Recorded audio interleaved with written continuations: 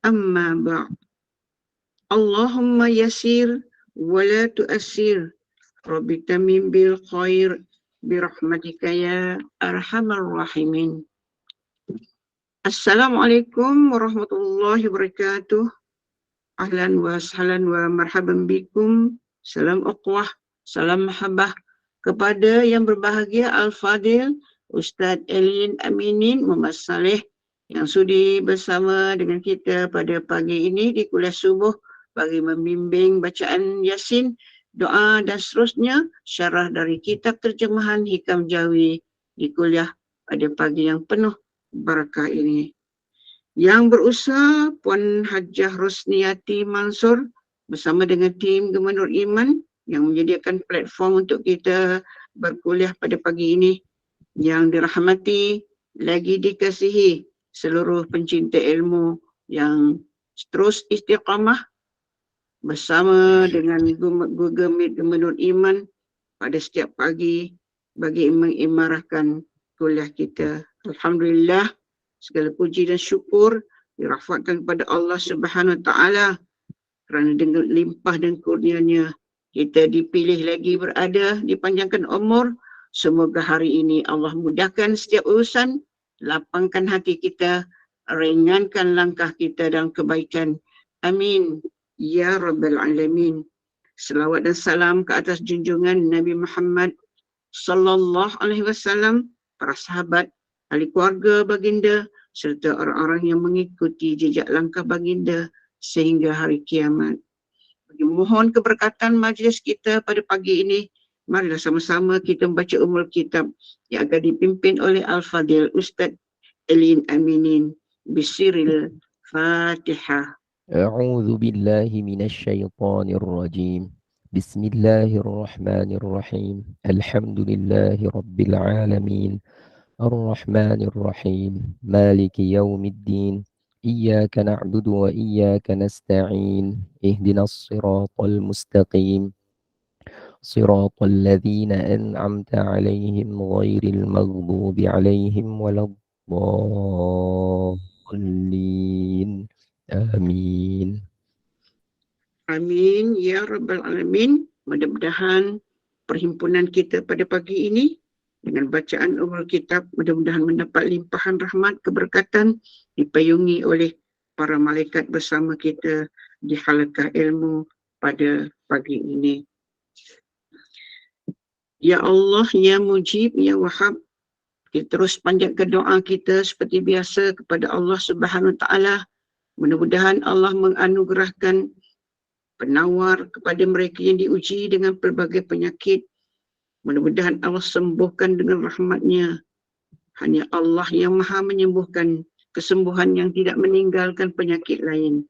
Syafakallah syifaan ajilan untuk para pesakit Hajah Kartini, Haji Abdul Rahman, Haji Rosli bin Haji Saleh, Muhammad Halif Qayyim bin Hishamuddin, Nurmala binti Abdullah, Azim Sukri bin Syukur, Sufyan Najiha binti Zahari, Anwar binti Basri, Nur Hidayah binti Yahya, Syafiqah Azlin binti Ismail, Faridah binti Rahman, Fatimah binti Abu Karim, Salih Farhan bin Muhammad Jufri, Nur Jannah binti Aziz, Juminah binti Masrun, Muhammad Yaqub bin Masrum, Satinah binti Sanib, Saimah Sanib, Zailah Mustafa, Nur Aini Khalid, Nur Maslita binti Din, Haryati Zainuddin, Hasnah binti Omar, Faizal Iqmal Azami, Sharifah Siti Nur binti Said Mazin, pejuang-pejuang talisemia, Jasmine Abu Hanifah, Muhammad Ali Muhammad Azmil, Sarina Sofiah, Salamiyah Hamadiyah, Jani bin Jamari, Ainul Yusnita Muhammad Faik, Hajah Sulimah Haji Sukaimi, Hajah Sirang bin Tobari, Hajah Masitah binti Arsyad, Haji Abdul Wahid Pramin, Indun binti Aruf, Jamiah binti Rahmat, Wani Najibah binti Ibrahim, Wan Nuriyah, Wan Abdul Majid, Hajah Maitah binti Yid, Faizal Iqmal Azami, Nur Firasha Fafa binti Haji Muhammad Fauzi, Mustafa Muhammad Basir, Muhammad Mukim Nunshif bin Muhammad Syafiq, Muhammad Syazak Akil Naufal bin Muhammad Syafiq, Nurul Huriyah Zainal Abidin, Fatimah Ahmad, Nur Ain binti Abdullah, Muhammad Al-Syafi'i bin Muhammad Azan, Hasanuddin bin Abu Bakar. Dan pada pagi ini juga kita turut mendoakan para sahabat kita yang nama tersenarai di Google Meet, iaitu Fatimah Ali yang akan ke hospital untuk rawatan kemoterapi pada pagi ini. Yang kedua, untuk Tengku Rozila, Tengku Azman, kanser tahap 4 yang telah pun menjalani kemo yang ke-17, dan juga bayi kepada Fatin Nabila Saza Hassan yang disahkan penyakit G6PD. Moga pada mereka Allah mudahkan segala urusan pada hari ini dan diberikan syifa yang sempurna. Dan para jemaah yang hadir sekiranya juga diuji, mudah-mudahan kita juga diberi syifa yang sempurna, dipudahkan segala urusan sebab kita berada di halaqah ilmu bersama Al-Fadhil Ustaz, membaca kalamullah dan berdoa insya-Allah. Dan seperti biasa kita juga turut merakamkan sanah hilwah kepada para jemaah yang menyambut ulang tahun kelahiran pada hari ini. Mudah-mudahan beroleh keberkatan usia sentiasa dalam rahmat redha Allah dan bahagia bersama keluarga masing-masing. Amin ya rabbal alamin. Majlis kita diteruskan dengan mempersilakan yang berbahagia Al-Fadhil Ustaz Elin Aminin Muhammad Saleh untuk membimbing bacaan Yasin, doa dan seterusnya syarah dari kitab terjemahan Hikam Jawi. Dipersilakan. Terima kasih. Assalamualaikum warahmatullahi wabarakatuh. Bismillahirrahmanirrahim. Alhamdulillahi rabbil alamin. Hamdan yuwafi ni'amahu wa yukafi'u mazidah. Wassalatu wassalamu ala habibina wa syafi'ina Rasulillah wa ala alihi wa sahbihi wa man walah. Allahumma la sahla illa ma ja'altahu sahla wa anta taj'alul hazna idza syi'ta sahla. Amin. Allahumma amin. Alhamdulillah, syukur pada Allah. Alhamdulillah. Hari ini Allah masih hidupkan kita. Terima kasih. Kita ucapkan syukur, terima kasih, banyak-banyak gembira. Allah berikan peluang untuk kita menambah kebaikan. Bila dipanjangkan umur, dilanjutkan usia, anggap ia sebagai peluang untuk menambah kebaikan. Dan peluang untuk bertaubat kepada Allah. Syukur Alhamdulillah, Allah berikan kita kesempatan. Ya, walaupun kita ada sedikit halangan kesihatan dan sebagainya, tapi siapalah di dunia ini yang tidak diuji oleh Allah? Dan kemudian betapa ramai ahli syurga itu, ujian mereka di dunia amat berat. Jadi seandainya kita menghadapi ujian yang berat, bergembiralah. Sekurang-kurangnya kita melalui salah satu perkara yang dilalui oleh ahli syurga. Namun, ada dilalui oleh ahli syurga perkara yang lain, iaitu apa? Bukan sekadar menerima ujian, tetapi melepasi ujian sebagai hamba Allah. Yang itu yang kita kena fikirkan selanjutnya. Ciri penting bagi ahli syurga itu, mereka bukan sekadar didatangkan dengan ujian, tetapi mereka menyambut segala ujian dan cabaran hidup itu sebagai seorang hamba Allah. Hamba kerjanya apa? Hamba kerjanya nanti sabar, kerjanya redha, kerjanya tawakal, kerjanya berikhtiar. Maka itu kerja-kerja kita lah sebagai hamba. Jadi apa sahaja yang sedang berlaku kepada kita atau telah berlaku kepada kita, maka kita nak belajar untuk tempuhi semua perkara tersebut. Tahniah kepada semua yang telah pun berada di platform Google Meet Gema Nur Iman. Terima kasih banyak yang selama ini berikan sumbangan, berikan bantuan, berikan sokongan. Ada yang buat secara bulanan, secara berkala, ada yang secara terdisiplin berterusan. Semoga Allah suburkan rezeki masing-masing. Semoga Allah gantikan dengan gantian yang lebih baik, yang jauh lebih berganda, sehingga dia tidak merasakan pemberiannya itu adalah sesuatu benda yang dibanggakan kepada Allah. Kerana dia tahu kurnia Allah jauh lebih banyak daripada apa yang dia berikan. Sehingga dia tak merasakan langsung bahawa Allah memerlukan kepada apa yang dia berikan. Sedangkan apa yang dia berikan pun dari Allah, yang tidak dia berikan pun daripada Allah, apa sahaja pun yang ada padanya, sehingga dia mampu memberikan itu juga hakikatnya adalah kurniaan daripada Allah. Dan semoga Allah berikan kesuburan rezeki kepada masing-masing yang memberikan sokongan berterusan, insya-Allah. Sebelum itu, marilah sama-sama kita membacakan surah Yasin. Kita mohon biniyati syifa, mohon mudah-mudahan dengan berkah surah Yasin, Allah berikan syifa, kesembuhan, dan saya difahamkan ada beberapa sahabat kita, kenalan kita, kawan kita, saudara kita yang diuji dengan ujian kesihatan untuk diuruskan dan diselenggarakan. Maka kita doakan mudah-mudahan urusannya lancar dan mencapai tujuan dan matlamat, insya-Allah. Dan niatkan masing-masinglah dalam hati supaya Allah berikan pertolongan yang seluas-luasnya khusus bagi saudara-saudara kita di bumi Palestin, bumi barakah. Mereka itu bukan sahaja kalau jasad mereka itu semata-mata dianiaya, itu sudah berat. Tapi mereka tu dianiaya perasaan mereka. Seolah-olah mereka lah yang memulakan jenayah. Seolah-olah mereka lah yang menyerang. Padahal mereka itu sudah bertahan berbulan-bulan, bertahun-tahun dan berpuluh tahun.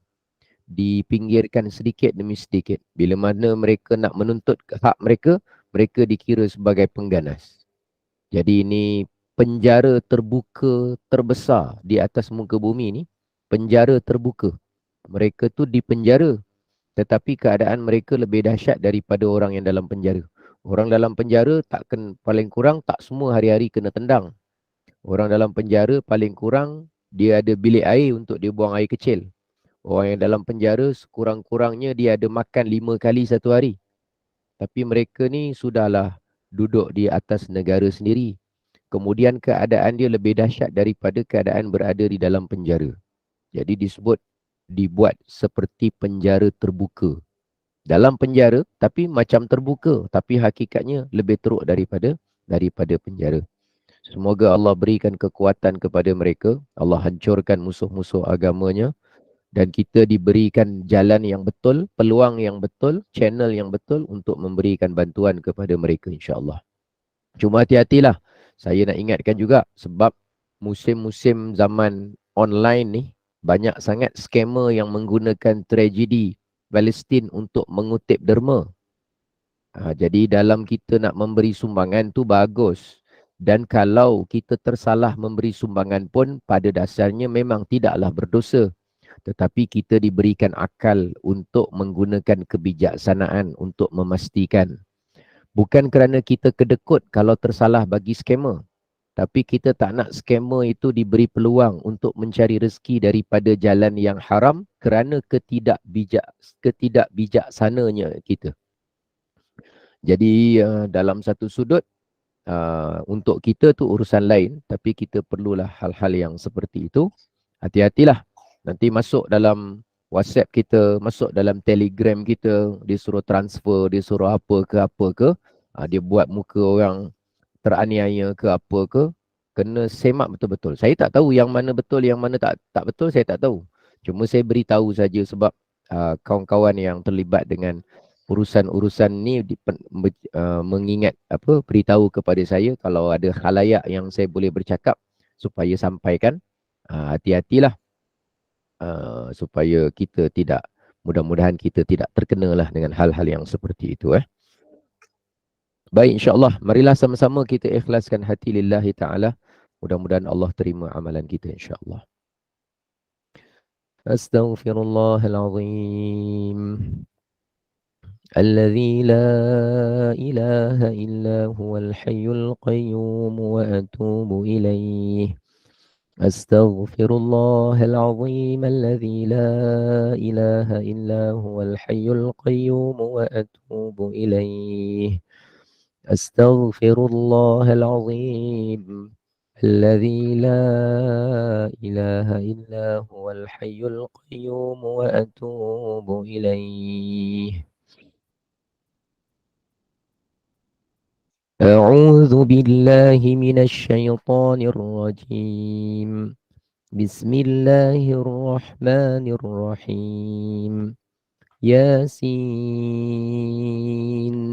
والقرآن الحكيم إنك لمن المرسلين على صراط مستقيم تنزيل العزيز الرحيم لتنذر قوما ما أنذر آباؤهم فهم غافلون لقد حق القول على أكثرهم فهم لا يؤمنون إنا جعلنا في أعناقهم أغلالا فهي إلى الأذقان فهم مقمحون وجعلنا من بين أيديهم سدا ومن خلفهم سدا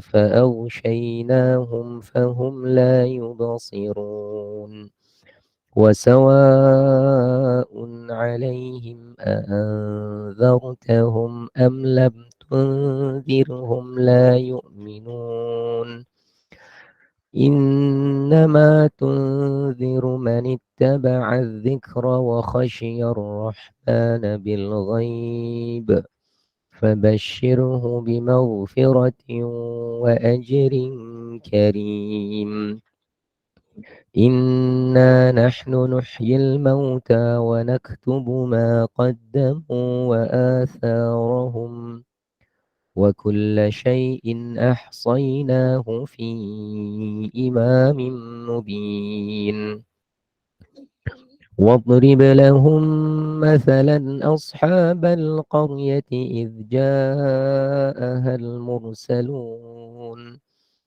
إذ أرسلنا إليهم اثنين فكذبوهما فعززنا بثالث فقالوا إنا إليكم مرسلون قالوا ما أنتم إلا بشر مثلنا وما أنزل الرحمن من شيء إن أنتم إلا تكذبون قالوا ربنا يعلم إنا إليكم لمرسلون وما علينا إلا البلاغ المبين قالوا إنا تطيرنا بكم لئن لم تنتهوا لنرجمنكم وليمسنكم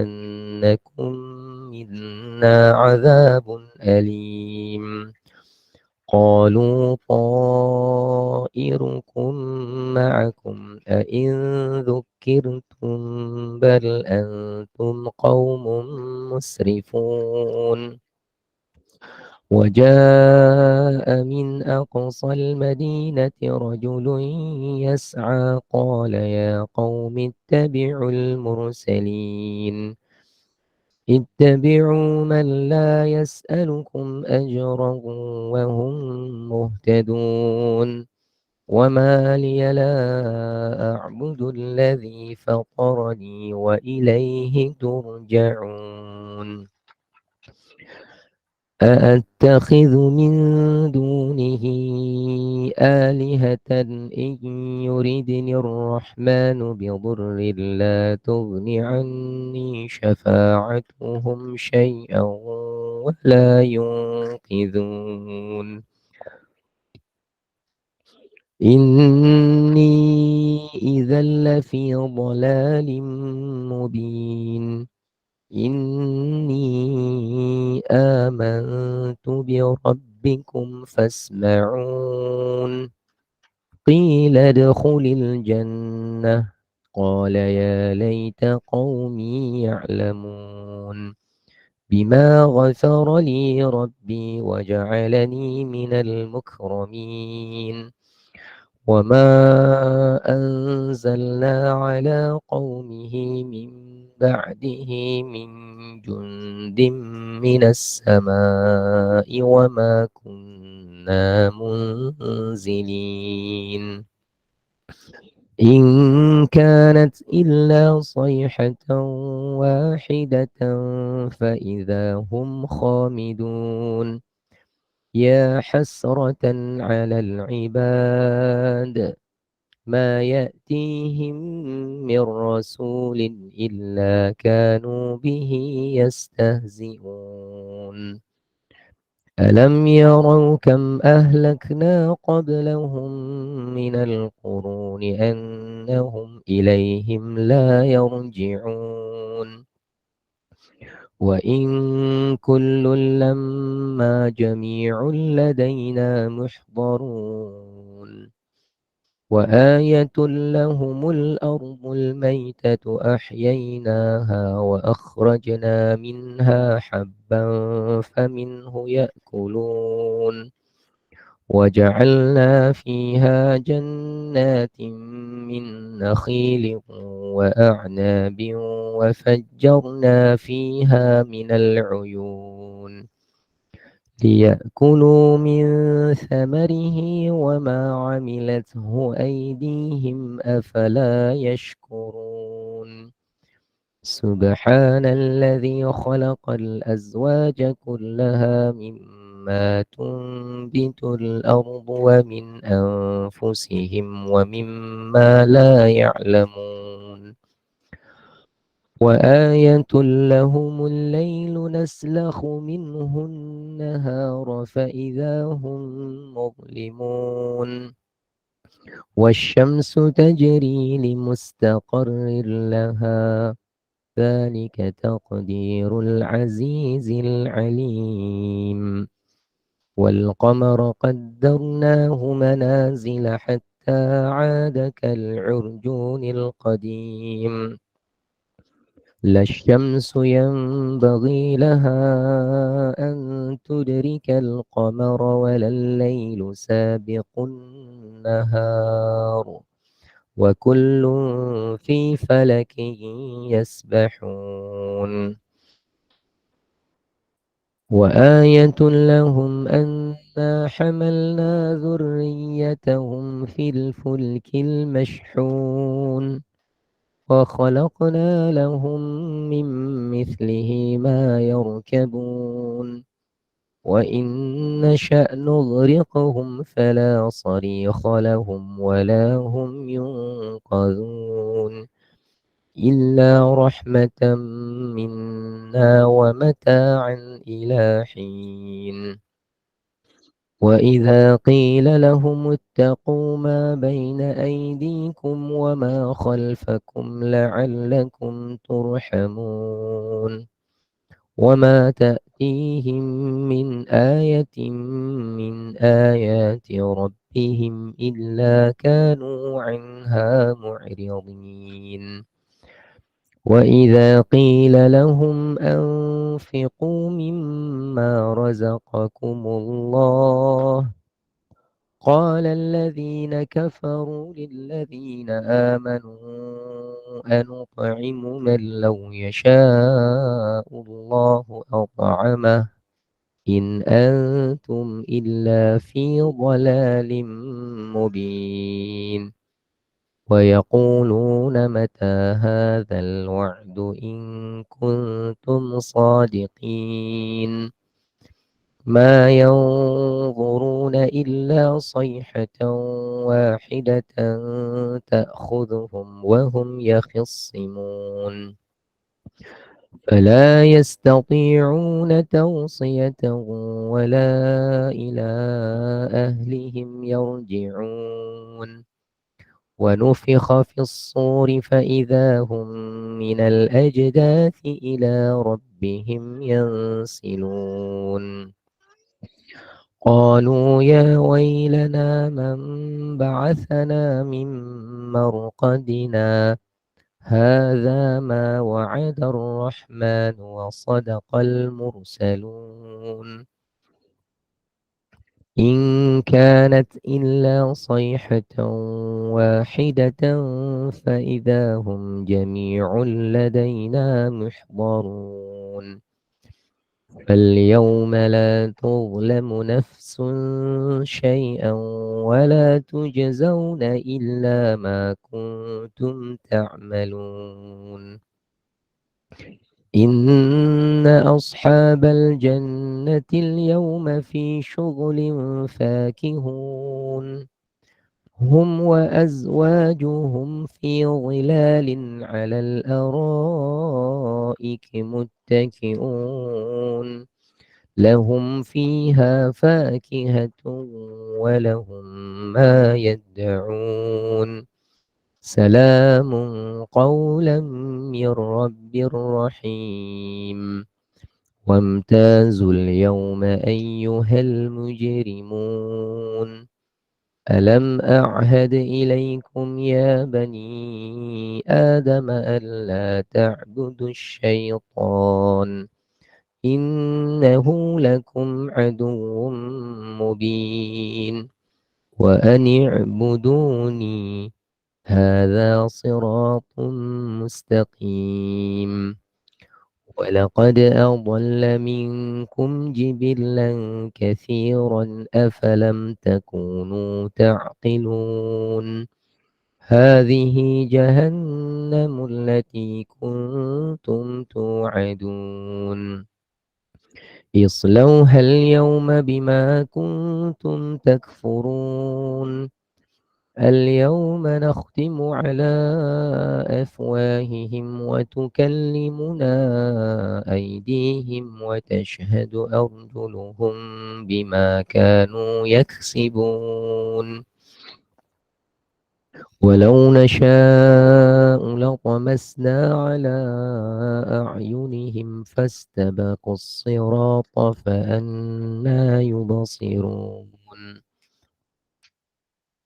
ولو نشاء لمسخناهم على مكانتهم فما استطاعوا مضيا ولا يرجعون ومن نعمره ننكسه في الخلق أفلا يعقلون وما علمناه الشعر وما ينبغي له إن هو إلا ذكر وقرآن مبين لينذر من كان حيا ويحق القول على الكافرين أولم يروا أنا خلقنا لهم مما عملت أيدينا أنعاما فهم لها مالكون وذللناها لهم فمنها ركوبهم ومنها يأكلون ولهم فيها منافع ومشارب أفلا يشكرون واتخذوا من دون الله آلهة لعلهم ينصرون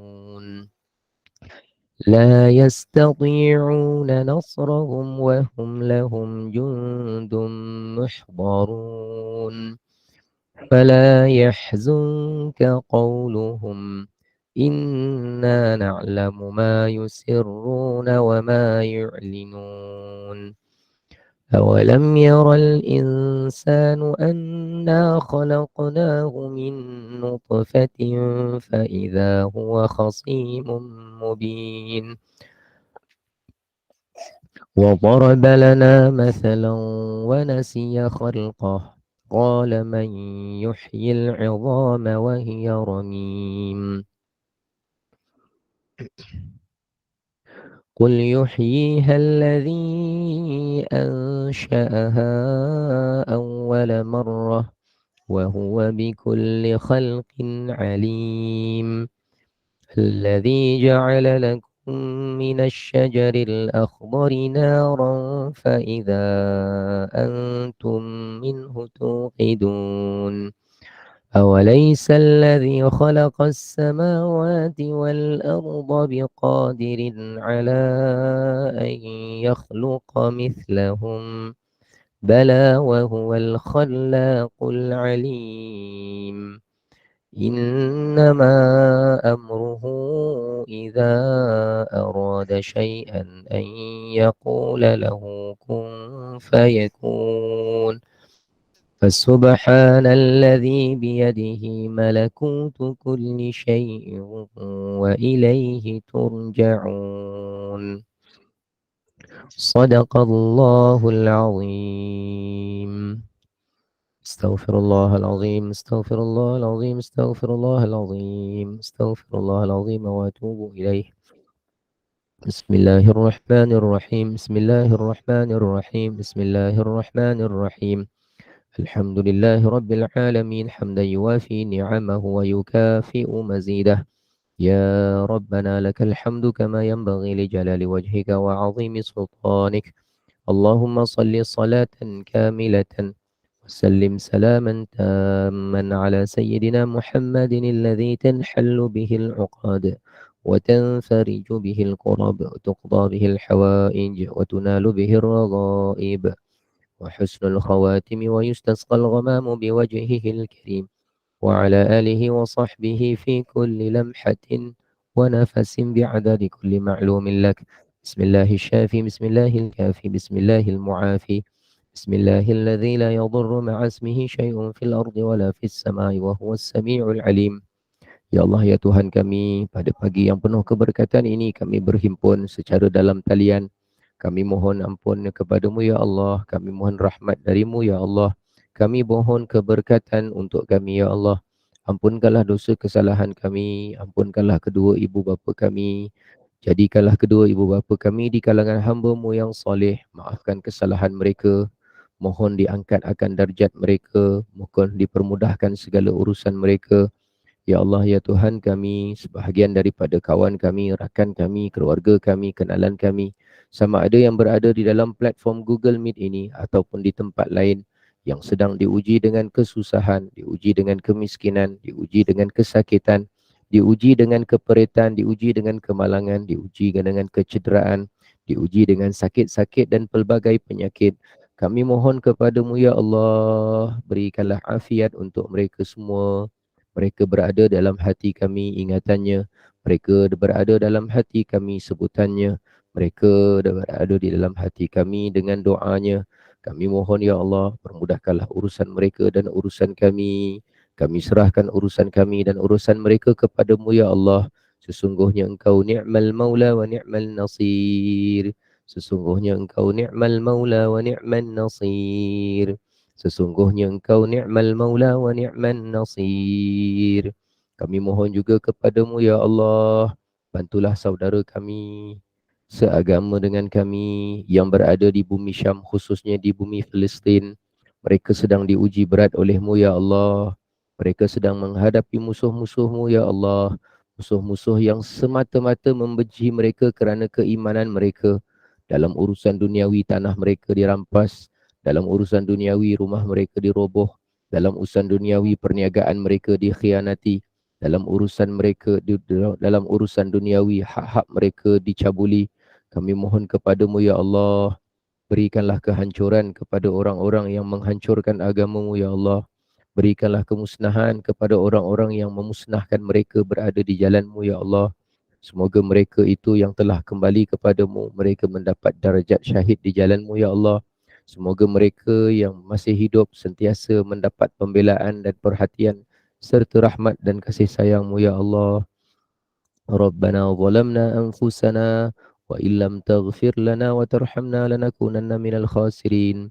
Lorongkanlah tenaga kami ya Allah, buah fikiran kami ya Allah, wang dan harta kami ya Allah, agar kami berpeluang untuk membantu mereka melalui jalan yang betul, melalui cara yang betul, melalui lorong-lorong dan channel yang betul. Semoga kami terhindar daripada asbab kepada penipuan dan pengkhianatan orang yang tidak bertanggungjawab. Kepadamu jua ya Allah kami mengharap, dan kepadamu jua ya Allah kami memohon. Rabbana atina fid dunya hasanah wa fil akhirati hasanatan wa qina adzaban nar. Wa sallallahu ala sayyidina Muhammadin wa ala alihi wa sahbihi wa sallam. Walhamdulillahi rabbil alamin. Taqabbalallahu minkum minna wa minkum taqabbal ya karim. Ya karim. Pagi. Pagi. Selamat pagi. Selamat pagi. Malam dia pekik Ustaz. Pagi. semua. Saya Dah punya baik suara, Ustaz cakapnya. saya punya suara belum sembuh. Itulah saya tengah fikirkan juga. Selamat Mungkin pagi semua kawan-kawan. mungkin yang ke depan saya tak dapat live pagi kalau tekak saya masih tu, sebab dia kalau baca Quran secara suara, secara alunan, dia hilang-hilang. Dia lepas tu nanti dia perit balik. Jadi nanti tengoklah macam mana yang ke depan tu. Kalau dah baik betul, okeylah sikit. Kalau tidak, dia berulang lagi sekali. Apa pun tak apa, kita mohon semua mudah-mudahan Allah terimalah bacaan yang penuh kekurangan tu. Yang dia nak dengung susah. Dia nak dengung susah. Lepas tu bila saya dah sebut, huruf dia tak keluar. Itulah ujian sikit lah, tak apalah. Kalau sakit tekak sekurang-kurang ia masih ada apa? Masih ada tekak. Alhamdulillah. Syukur Alhamdulillah. Ada pahala mujahadah kat situ Ustaz, insyaAllah. Itulah. Baik. Sebelum kita lihat muka surat yang ke-7 ni, nak cerita sedikit ni berkenaan dengan sambungan kita kitab Al-Hikam. Saya nak tanya, antara pensel dengan bateri siapa lagi pandai? Bateri. Bateri. Kenapa pula bateri pandai? Pensel dah pandai Ustaz. Pensel 2A. Pensel Ustaz, pensel yang pandai. Pensel pandai. Pensel dengan bateri. Oh, pensel lagi pandai sebab boleh tulis.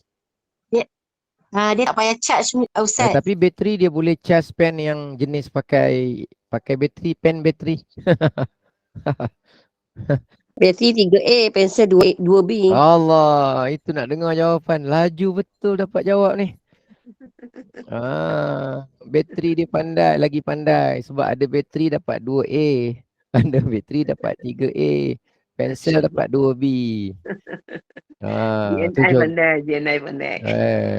Habis dah gabung tenaga 275 orang. Memanglah. Lawan seorang ni tak aci. Kira gagah apa seorang tu lawan. Ustaz nak tanya Ustaz.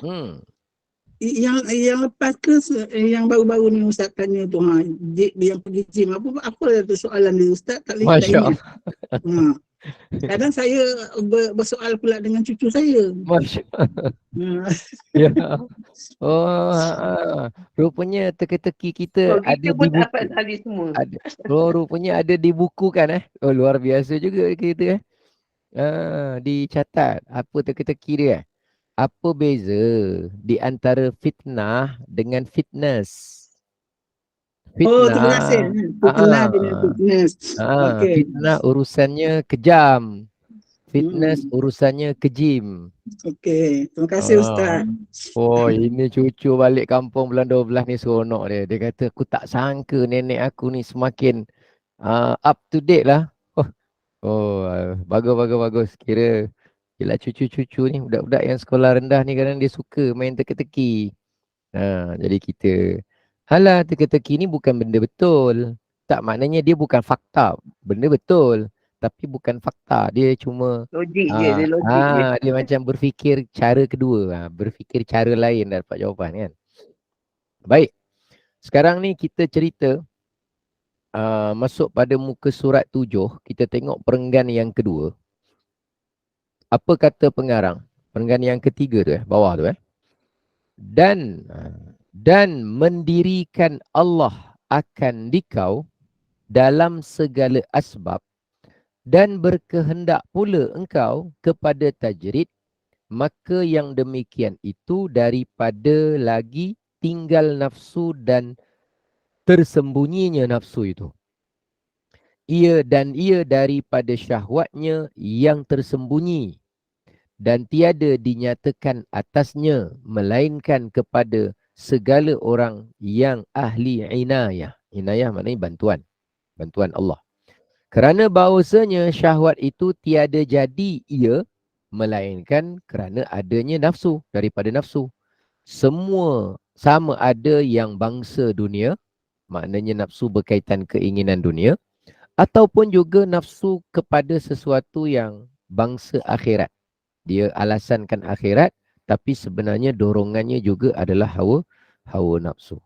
Dia punya kesimpulan perenggan tu ialah, kalau Allah dah jadikan untuk kita ni, memang penghidupan kita ni dalam kategori yang jenis asbab, kena kerja, kena tugas, kena niaga, kena buat sesuatu baru ada yang namanya perolehan.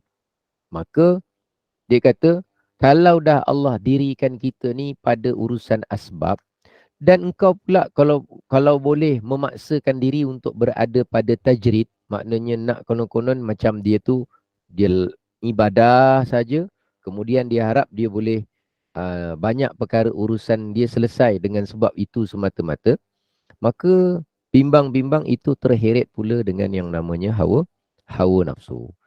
Jadi pengarang nak ingatkan, kalau kita ni memang sudah Allah jadikan kita sampai saat inilah, kita ni maqam ataupun standard level kita, level asbab, maka kita laluilah perkara tersebut dengan baik. Maknanya kalau kita ni dalam level asbab, kita kena pergi kerja. Untuk bekerja, lepas tu baru kita dapat perolehan, pendapatan, penghasilan, gaji, income, untung, profit. Maka untuk kita, itulah apa yang Allah kehendaki dari kita, maka kita akur. Itu adalah memang kehendak Allah terhadap kita. Namun, saya selalu pesan dua perkara. Sebagai hamba Allah ni, dia kena fikir dua. Yang pertama, perintah-perintah Allah, termasuk larangan-larangan Allah, untuk dia jalankan. Yang kedua adalah ketentuan-ketentuan, takdir-takdir Allah untuk dia belajar terima dan redha. Jadi setelah kita dah faham bahawa kalau Allah dah jadikan kita tu dalam kategori orang yang perlu asbab dalam kategori tu, maka kita terimalah. Jangan pula kita ikut hawa nafsu kita mendesak-desak seolah-olah kita nak pergi kepada yang namanya makam tajrid, memaksakan diri. Contoh, dia terus petang ni dia terus jual rumah dia semua. Kemudian dia jual, bagi pakaian dia semua dia bagi orang. Kemudian kereta dia 2 biji tu dia bagi saya terus. Dia bagi saya terus. Kita kata kenapa buat macam ni semua? Dia kata dia nak jadi seperti wali Allah, yang mana hanya ibadah saja tapi Allah cukupkan rezeki. Wali Allah tu tak salah. Yang salah dia. Kenapa dia salah? Tiba-tiba dia nak ngubah macam tu, memaksakan diri begitu, sedangkan dia tu bukan untuk seperti itu. Kalau dah Allah jadikan kita tu dengan makam asbab, kita terima bahawa kita ni memang makamnya, kedudukannya dengan cara asbab. Kita dapat ni, dapat apa. Tapi setelah kita menerima, kita kena pergi yang nombor satu. Iaitu apa? Memastikan apa yang kita perolehi dan apa yang kita belanjakan, berikan, semuanya mesti mematuhi perintah-perintah dan larangan Allah. Ikut yang itu. Tinggal kita pastikan yang itu. Jadi itu maksud dia yang pertama. Kemudian terbalik daripada situasi itu. Nampak? Tadi kan kata hikmah tu dekat muka surat 6 atas sekali kan? Sekarang terbalik daripada yang muka surat 6 tu yang kat muka surat 7 tengah-tengah. Apa kata pengarang? Wa iradatukal asbaba, dan berkehendaknya engkau kepada asbab pula, ma'a iqamatillahi iyyaka fit tajrid, sedangkan Allah menjadikan pada engkau itu, Allah jadikan yang namanya tajrid, inhitatun, perangai, perbuatan, sikap seperti itu merupakan satu inhitat. Inhitat tu maknanya terjelepuk, terjatuh, runtuh. Inhitat, terjatuhnya daripada himmah al-aliyah, terjatuhnya daripada semangat yang tinggi. Semangat yang tinggi. Jadi maknanya orang yang kalau memang Allah dah jadikan dia tu makam dia tajrid, tiba-tiba dia, Allah dah jadikan makam dia tajrid tu maknanya dia memang Allah jadikan dia tu orang yang apa? Yang memang kerja dia, urusan dia ibadah semata-mata. Tapi Allah dah berikan dia rezeki. Tiba-tiba oleh kerana dia tamak, dia ingin nak macam orang kaya senang. Dia ingin, padahal dia dengan ibadah saja pun makan dah ada. Dengan ibadah saja pun rumah dia dah ada. Dengan ibadah saja pun dia tak ada hutang dengan orang. Tapi dia nak pergi juga kepada makam asbab. Maknanya nak juga bekerja lagi. Nak juga ini, nak lagi, nak lagi. Itu tu dia ingat nampak macam satu inisiatif pada dia. Tapi rupa-rupanya dari segi hawa nafsu, dia dikira sebagai jatuhnya dia, turunnya dia daripada semangat yang tinggi. Allah dah jadikan dia tu orang yang ibadah saja. Macam contohlah Sayyidatina Maryam kan. Sayyidatina Maryam kan contoh orang yang berada dalam makam tajrid. Dia ibadah je. Tapi rumah dia ada. Tapi dia tak hutang dengan orang. Tapi dia solehah. Setiap kali dia ibadah, rezeki ada kat sebelah dia. Dia memang Allah jadikan begitu. Oi, Ustaz, rupanya kalau tanpa usaha pun boleh rezeki sampai. Kan minggu lepas, kan 2 hari lepas kita dah bincang. Kalau seorang raja cakap dengan dia punya hamba dia, ataupun gundik dia, ataupun kita sebut pekerja dia, ataupun orang bawahan dia, dia kata engkau duduk saja. Aku bagi engkau pakaian, aku bagi engkau. Seorang raja yang dia bukan Tuhan pun boleh kalau dia nak buat begitu, maka bukanlah kita menyamakan raja dengan Allah, tapi nak menyatakan bahawa makhluk yang begitu lemah pun kita boleh fikir bahawa ada saja orang yang tak payah bekerja dicukupkan oleh orang lain, maka apalagi Tuhan yang maha berkuasa, yang maha memberi rezeki. Sebenarnya kalau seseorang itu hanya beribadah sahaja, tanpa sibuk pergi kerja, buat apa ke, pergi meniaga, tak payah buat apa-apa, dia memang begitu. Tapi rupa-rupanya memang ada di kalangan hamba Allah yang Allah jadikan begitu. Cuma kita terlalu pakai logik dunia, kalkulator dunia, iaitu kalau nak dapat rezeki kena kerja. Bukan. Kita bekerja bukan sebab nak dapat rezeki. Kita kerja kerana untuk kita memang Allah jadikan maqam asbab dan asbab itu kerja dan kita mengambil asbab itu tanpa bergantung kepada asbab. Sebab kita tahu bahawa ramai saja yang bekerja tapi kadang tak ada rezeki dia atau sikit rezeki dia. Dan kita pun tahu dan boleh terima bahawa akan ada saja orang yang tak bekerja tapi ada rezeki. Nanti datang nafsu jahat. Ustaz, kalau tak payah kerja tapi ada rezeki, untunglah dia tak payah kerja, ibadah saja. Kalau awak nak tahu untung tak untung, try lah ibadah 24 jam tak berhenti. Nanti awak tahu untung ke tak untung. Belum try awak dah cakap untung. Ini kira okey alasan dalam bentuk kerajinan. Tapi alasan dalam bentuk kemalasan, dia akan cakap gini pula. Ustaz, kalau tak payah kerja pun ada rezeki, baik-baik saya tak payah kerja. Ini alasan kemalasan.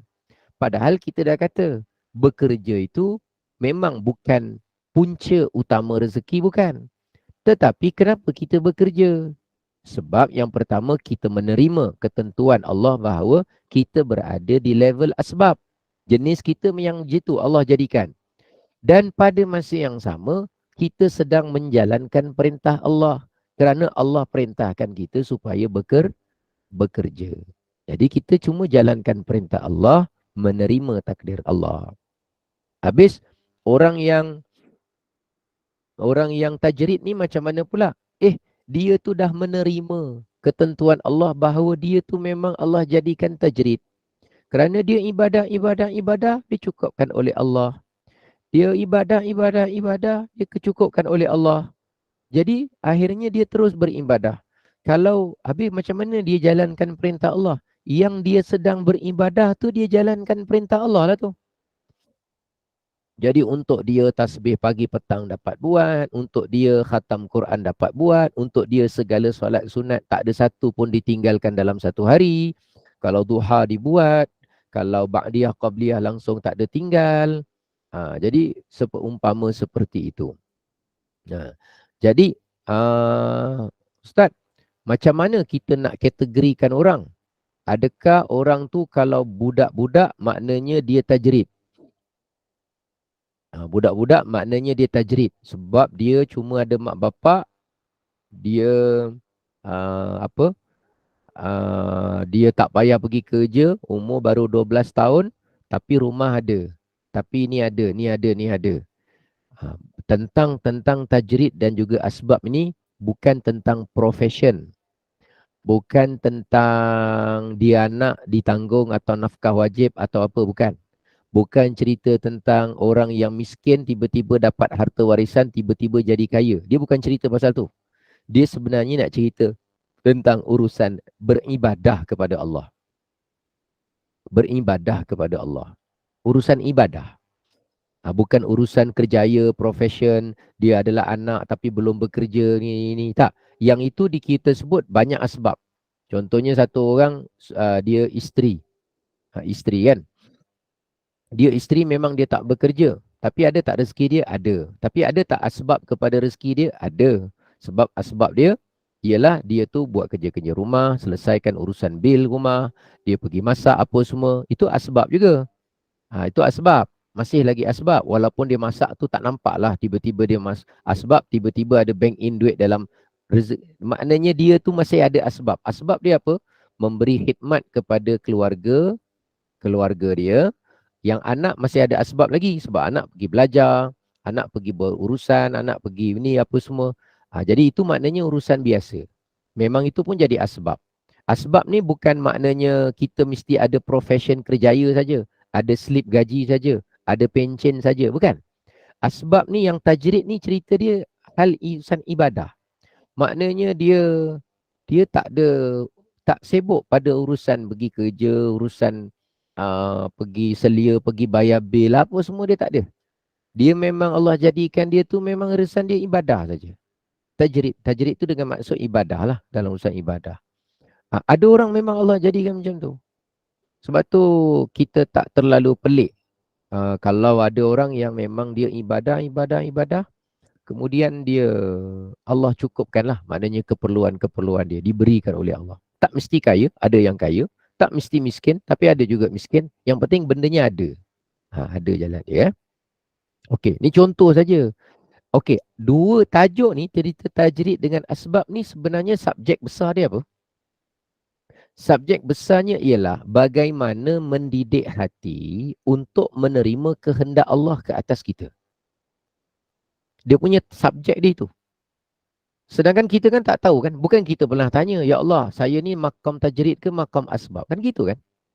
Bukan kita pergi tanya kan. Sebab kita pun hakikatnya tak tahu. Tapi kita melalui kehidupan kita tu, seandainya satu keadaan di mana dengan tajrid, dengan cara tajrid, kita rasakan yang kita berada di kawasan yang pernah berpengalaman di satu tempat tu. Maka kita tunduk kepada Allah. Ya Allah, betul lah. Memang ada sebahagian hamba-Mu yang dia tu diletakkan tajrid sebab banyak perkara kadang-kadang kita tak usahakan, tak berikhtiar, tak bertindak, tak apa, tapi sampai kepada kita sesuatu yang kita nakkan. Ada. Dan ada juga yang kita dapat sesuatu tu dengan asbab-asbab. Maknanya dengan berusaha sesuatu dapat. Tapi kenapa masa kita berusaha tu kita berusaha? Kerana perintah Allah supaya kita berusaha ketika kita menginginkan sesuatu. Tapi kenapa kita boleh dapat dalam satu keadaan tanpa kita usaha? Sebab kita tahu bahawa ada satu lagi keadaan di mana sama saja, yang mana tanpa usaha pun Allah boleh berikan. Tapi ketika kita berusaha, kerana Allah perintahkan saya berusaha. Ketika kita tak berusaha tapi dapat, kerana memang Allah nak tunjukkan kepada kita bahawa kalau kamu berusaha pun jangan bergantung kepada usaha. Kerana banyak benda yang kamu tak usahakan, tapi tetap aku bagi. Kerana aku boleh bagi kepada siapa yang aku kehendaki. Jadi akhirnya, kalau kita berusaha pun kita tak berbangga dengan usaha kita. Dan kita tak merasakan hebat sangat usaha yang kita buat.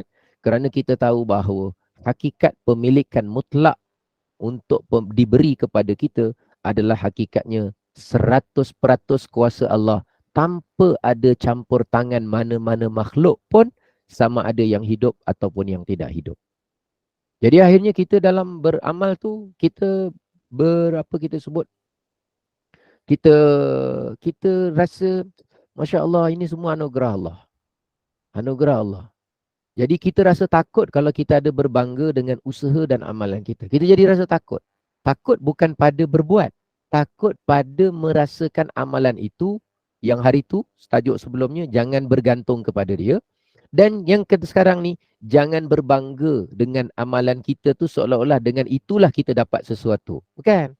Sebab banyak je orang yang tajrid hanya tumpu pada ibadah. Allah beri kadang-kadang lebih banyak daripada kita. Lebih banyak daripada kita. Jadi keadaannya. Cuma orang yang dah tajrid itu diingatkan. Okey, tengok bawah tu. Yakni barang siapa yang didirikan Allah di dalam tajrid. Kalau dalam bahasa mudah saya, barang siapa yang Allah jadikan untuk dia dalam diri dia adalah level tajrid. Okey. Dan berkehendak dia keluar daripadanya. Dia nak keluar daripada tajrid tu. Daripada hanya ibadah tu dia nak keluar kepada asbab. Sehingga dia berpindah kepada yang namanya nak kerja, nak apa-apa semua. Padahal untuk dia tu Allah dah jadikan begitu. Maka yang demikian itu setengah sebahagian daripada kurang himmahnya.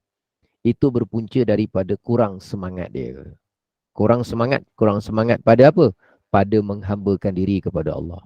Kurang semangat pada apa? Pada menyerahkan diri kepada Allah. Kurang semangat pada apa? Pada beribadah kepada Allah. Jadi kurang semangat. Kita ingatkan lebih rajin tu lebih semangat. Padahal dikira sebagai lebih rendah jatuh semangat dia. Sebab dia tersilau. Tengok orang lain rumah besar. Tengok orang lain kenderaan besar. Padahal dia tu dengan hanya urusan ibadah saja dah dicukupkan oleh Allah. Ibaratnya macam ni lah. Kalau saya bagi satu contoh. Seorang raja. Ini contoh untuk analogi. Bukan menyamakan. Analogi berfikir. Seorang raja. Dia dah cakap dengan hamba abdi dia yang A ni. Dia kata, engkau tak payah kerja. Aku bagi pakaian. Engkau tak payah menanam, berkebun. Aku bagi makan. Engkau tak payah pergi angkut air. Aku bagi minuman. Semua aku cukupkan. Kerja engkau duduk. Sekali dia dah dapat begitu dari raja. Baju yang dia bagi, dia tak pakai. Dia letak, dia tengok.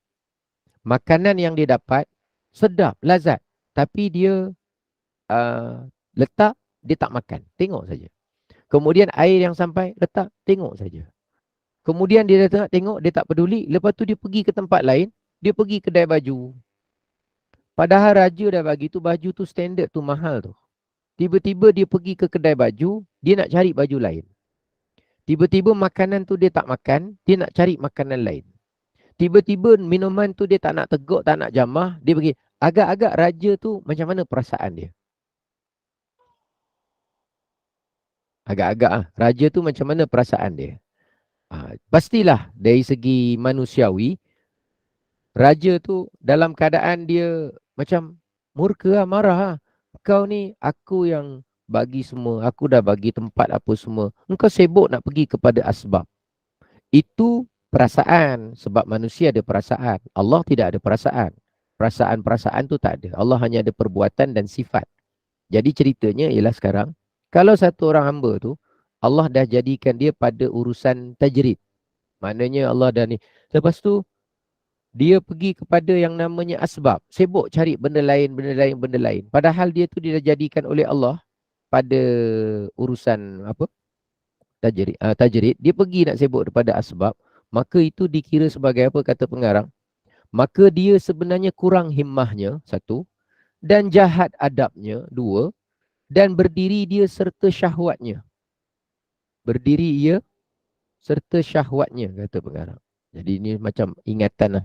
Kerana bahawasanya iradah ini setengah daripada iradatut tabi'i dan zulmatun nafsi. Kerana bahawasanya iradah ini, kehendak yang seperti itu, sebahagian daripada iradah tabi'i, dia kehendak peribadi diri dia, dan zulmatun nafsi. Dan pada dasarnya dia menzalimi diri dia sendiri. Jadi pengarang ingatkan begitulah kepada orang yang melalui pengalaman tajrid tersebut. Dan kemudian bahawasanya tajrid kepada orang-orang yang ahli tariq itu ialah menghilangkan keakuan, menghilangkan aku. Saya nak ni pada hati dan sir rahsia jiwa iaitu makam yang tinggi. Sebenarnya tajrid tu kepada orang yang ahli tarik. Orang yang ahli tarik maknanya orang yang tujuan dia memang nak menyembah Allah semata-mata, menghambakan diri kepada Allah semata-mata. Jalan tu nama dia tariqah ataupun tarik. Ahli tarik maknanya orang yang berada di jalan tersebut. Jadi anugerah Allah, kalau Allah beri kepada kita namanya tajrid, kepada orang yang ahli tarik sedang berada di jalan pengabdian diri kepada Allah itu maknanya dia menghilangkan keakuan di dalam hati dia dan menghilangkan keakuan daripada hati dia dan sir, dalaman rohani dia. Iaitu makam yang tinggi. Sebenarnya kedudukan dia tinggi. Jadi tiba-tiba kalau dia nak ubah kepada asbab, makna dia inhitat. Inhitat jatuh. Jatuh dia daripada semangat yang tinggi. Padahal itu dah tinggi. Padahal dah tinggi. Baik. Dan telah mendirikan hak Ta'ala, maknanya Allah Subhanahu Wa Ta'ala telah mendirikan, menjadikan, meletakkan dalam diri dia, segala khawas hambanya, segala ciri-ciri kehambaan di dalam diri dia. Sebenarnya kalau ada orang dah jadi, dia dah sampai, bukan dah sampai, ada orang yang Allah jadikan dia pada kedudukan tajrid, Allah dah jadikan dalam diri dia tu khawas hamba. Maknanya ciri-ciri, kriteria-kriteria, tinggal dia hanya beribadah kepada Allah. Dan segala orang yang arif. Maka apabila mendirikan hak Allah Ta'ala, hak Ta'ala akan dia kepada makam khawas, maka janganlah dia turun daripada martabat dia kepada martabat yang lebih rendah daripada itu. Yang namanya asbab tadi. Allah dah jadikan dia begitu, terimalah. Macam saya contohkan tadi, analogi saja, bukan menyamakan. Kalau dah raja tu jadikan kau tak payah kerja, tak payah apa, kerja kau duduk, kau terima je lah. Sebab dah sediakan baju yang mahal ni, kau cari baju lain apa semua. Padahal raja tu dah tentukan, kau tak payah kerja, kau duduk je sini, sebelah aku je cerita dia.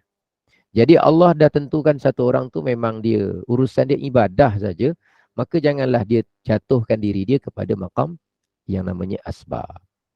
Maka bawah tu, asbab itu bagi segala orang yang ahli al-bidayah, yang salik mereka itu, iaitu orang yang ahli tawajjuh. Jadi orang yang baru mula, baru nak belajar, baru nak berjinak, baru nak memperbaiki diri, baru nak mendidik hati menjadi orang soleh, memang kita masih dalam ruang yang namanya asbab. Ahli tawajjuh, baru nak menuju, baru nak bergerak, baru nak memula. Jadi kita memang perlu asbab. Bangun kita kena masak, kena siap sarapan, baru ceritanya ada makan. Kita bukan yang jenis terus je tiba-tiba je ada makanan. Bukan. Untuk kita bukan. Jadi Ustaz, saya ingat saya nak buat macam Sayyidatina Maryam lah. Saya duduk kat masjid aja, nanti tiba-tiba ada makan. Awak kena ingat. Itu nama dia ikut hawa nafsu. Awak asbab, awak jalan macam mana asbab. Kalau Sayyidatina Maryam tu Allah memang jadikan dia tajrid. Oh, maknanya dia hebat Ustaz. Hebat bukan pada tajridnya itu. Tapi pada dia tunduk kepada Allah, Allah berkehendak dia menjadi dalam tajrid, dia tunduk. Hebatnya pada dia tunduk tu. Kita ni pula pada makam asbab, tapi kita nak jadi tajrid, kita tak hebat. Sebab apa? Sebab untuk kita setakat hari ni, Allah jadikan kita ni pada makam asbab. Kita syukur, kita reda, kita tunduk kepada Allah. Cuma dalam kita tunduk itu ada kebaikannya. Dan yang lagi satu, nombor dua, seperti mana yang saya sebut, dalam mengambil pelbagai asbab untuk meneruskan kehidupan, maka pilihlah asbab-asbab yang dihalalkan oleh Allah Subhanahu Wa Ta'ala. Assalamualaikum Ustaz. Waalaikumsalam warahmatullahi. Saya nak tanya, saya jarang tanyalah apabila mengikuti ni. Ustaz, sekiranya kita diberi banyak peluang, contoh dah jawatan, dan pelbagai lah, Jadi saya fikir sesuatu jawatan itu ataupun anugerah itu adalah dari Allah SWT. Namun demikian, walaupun peluang diberi dengan luas pada kita, tetapi kita rasa kita tak mampu. Dan kita rasa macam kita bukan tak apalah, makna kita mengabaikan banyak perkara lain yang lebih penting daripada jawatan tersebut. So dalam hal sedemikian Ustaz, yang berlaku pada diri saya, adakah kita menolak seperti mana yang tadi hamba Allah tadi yang diberi oleh raja tadi, makan nasional tak perlu apa, tapi kita seolah-olah menolak rezeki yang Allah beri pada kita. Tapi saya menolak pula kerana apa yang saya abaikan lebih mahal dari apa yang diberi. Maksud saya tu, saya banyak rugi. Adakah ini saya menolak rezeki ke atau macam mana Ustaz? Mohon pandangan Ustaz. Terima kasih. Assalamualaikum. Waalaikumsalam warahmatullahi. Bagus, satu pengalaman yang baik, satu situasi yang praktikal dan realistik dalam kehidupan harian kita kan. Jadi, dalam bab yang sedang kita ceritakan ini, dia sedang menceritakan tentang satu sudut, iaitu berkenaan bagaimana kita menerima kehendak Allah ke atas kita. Nanti, ke depan sikit kita akan gabungkan dengan yang lagi satu. Macam mana dengan asbab-asbab yang sedia ada, atau dengan tajrid yang Allah tentukan sedia ada untuk kita, kita dapat tak menjalankan perintah-perintah Allah dengan asbab yang betul atau dengan tajrid yang disediakan oleh Allah. Maknanya tadi macam Tuan sebut, perjawatan ditawarkan sebagai contoh, ataupun kenaikan pangkat atau apalah kedudukan. Baik, selama mana kedudukan itu belum kita capai, sandang, dapat dan secara rasmi, jawapannya kan kita tak tahu apa kehendak Allah ke atas kita melalui jawatan tersebut. Cuma ketika kita nak memilih, kita akan menilai juga sejauh mana sekiranya kita menggalas tanggungjawab itu, kita dapat tak menjalankan perintah-perintah dan larangan-larangan Allah dalam menggalas jawatan tersebut. Nanti itu pun akan masuk dalam pertimbangan. Jadi seandainya kalau kita melihat bahawa kalau kita menyandang jawatan itu akan lebih banyak perintah-perintah Allah dapat kita tunaikan, dan semakin bertambah larangan-larangan Allah dapat kita hindarkan, maka kita mengambil jawatan tersebut adalah bagus. Adalah bagus. Dan bila kita dapat jawatan itu, barulah kita tahu pada saat kita mengambilnya, Allah berkehendak untuk kita berada pada jawatan itu. Cuma berjaya atau tidak yang sudut perintah dan larangan, kita kena galas untuk yang berikutnya, yang selanjutnya setelah menggalas jawatan tersebut. Tapi kalau kita beristikharah, jadi ada dua sudut kan? Dua sudut dan kemudian kita memilih. Dan tapi kalau kita melihat bahawa kita dengan istikharah yang kita buat serta istisyarah yang kita dapatkan, tidak dapat memberikan kita satu kepastian, atau kita memastikan bahawa lebih banyak perintah Allah terabai dan lebih banyak larangan Allah mungkin kita terlanggar walaupun kita tak tahu, maka kita ambil keputusan untuk tidak mengambil jawatan itu pun boleh juga. Dan sekiranya jawatan tu ditutup dan kita pun tak mengambil, barulah kita tahu bahawa untuk kita pada saat itu dulu, takdir Allah menentukan kita tidak dapat jawatan itu, tapi kita mohon supaya yang kita berhasrat terus untuk jalankan perintah Allah dan jauhi larangan Allah tu dapat kita lakukan pada masa akan datang. Tapi kita tak tahu. Tapi kan masih tak tahu apakah jawatan itu nanti setelah 3-4 bulan diberi tawaran semula kepada kita. Dan bila diberi tawaran semula kepada kita, kita akan kembali membuat pertimbangan itu dan mungkin berubah. Suasananya memungkinkan kita lebih banyak buat perkara yang diperintah, lebih banyak perkara kita boleh jauhi. Maka ketika itu mungkin galas, itu adalah terbaik untuk kita di waktu dan masa itu. Mungkin saja. Terima kasih banyak Ustaz. Terima kasih banyak. Terima kasih banyak. Jadi, kalau kita perhatikan berkenaan dengan isi kandungan daripada cerita kita ini, dia memang membimbing hati kita untuk berinteraksi dengan ahwal luaran kita supaya kita bergerak seiring dengan kehidupan kita untuk menuju kepada Allah Subhanahu Wa Taala. Jadi bila kita buat pilihan, kita memikirkan urusan akhirat.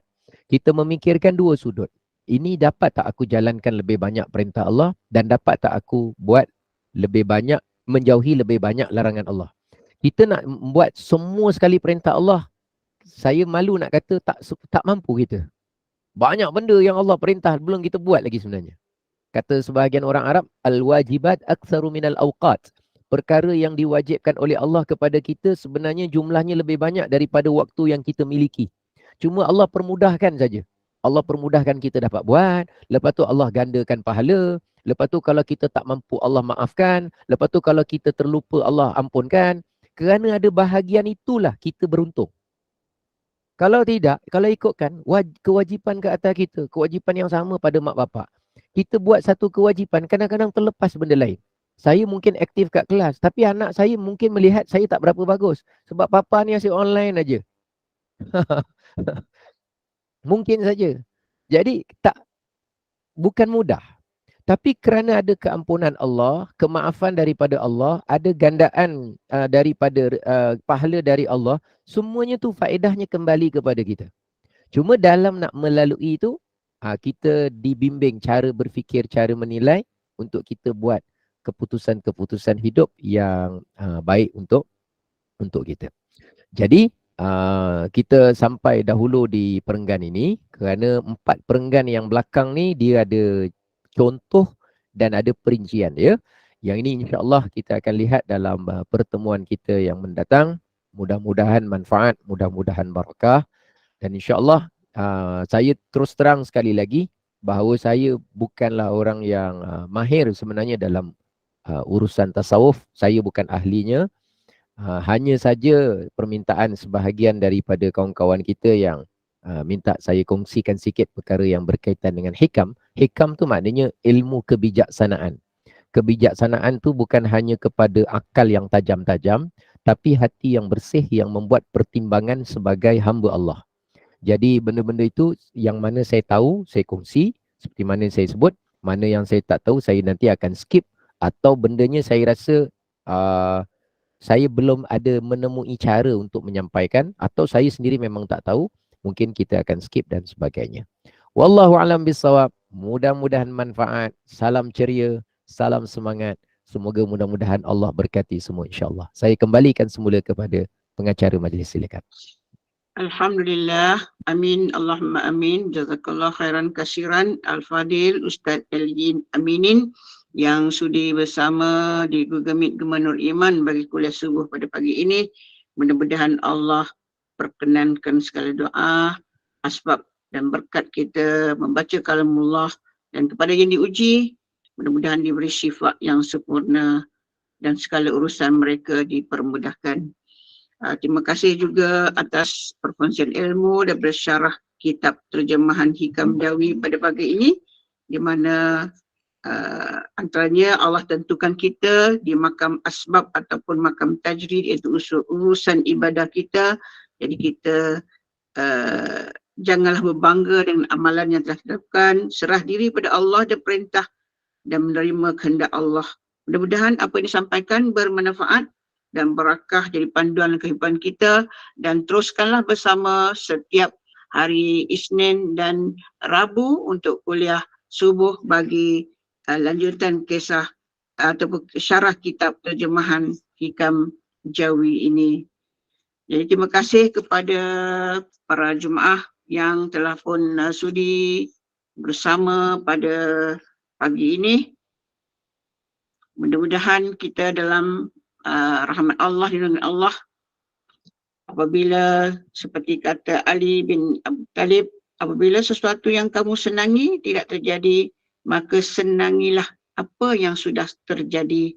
Mudahan segala urusan kita dipermudahkan dalam redha dan rahmat Allah. Terima kasih kepada tim Gubernur Iman, dan kuliah seterusnya ialah bersama dengan Ustaz Fazrul Rahimi Ma'ruf, Tafsir An-Nur.